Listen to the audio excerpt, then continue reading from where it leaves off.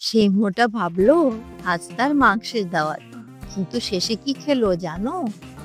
জানতে চাইলে পুরো গল্পটা শুনে ফেলো। সিংহ ও খরগোশ। এক সময় গভীর অরণ্যের ধারে একটি খরগোশ আরামে ঘুমিয়েছিল।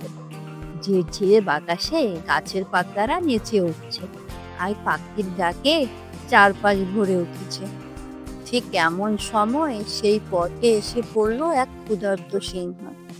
বহুক্ষণ ধরে সে খাবারের খোঁজে ঘুরছিল, তাই ঘুমন্ত খরগোশটি দেখে তার মুখে জল এসে গেল।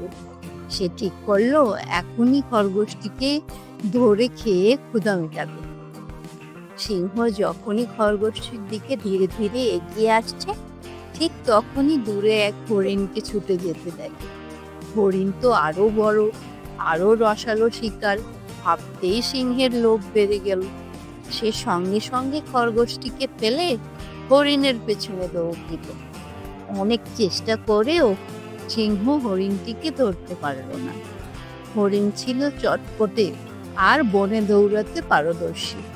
এক সময় সে অদৃশ্য হয়ে গেল গভীর জঙ্গলের ভেতর। পরিশ্রান্ত হতাশ সিংহ অবশেষে ফিরে এলো সেই জায়গায় যেখানে খরগোশ ঘুমাচ্ছিল।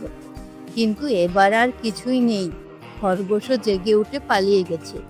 সিংহ তখন আকাশের দিকে তাকিয়ে দীর্ঘ নিঃশ্বাস ফেলে বলল, আহ, আমি যদি লোভ না করে খরগোশটিকেই ধরতাম, তাহলে অন্তত কিছু খেতে পারতাম।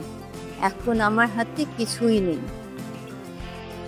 নীতি কথা: অতিরিক্ত লোভ করলে হাতে থাকা জিনিসও হারিয়ে যায়। অতি লোভে তাঁতি নষ্ট।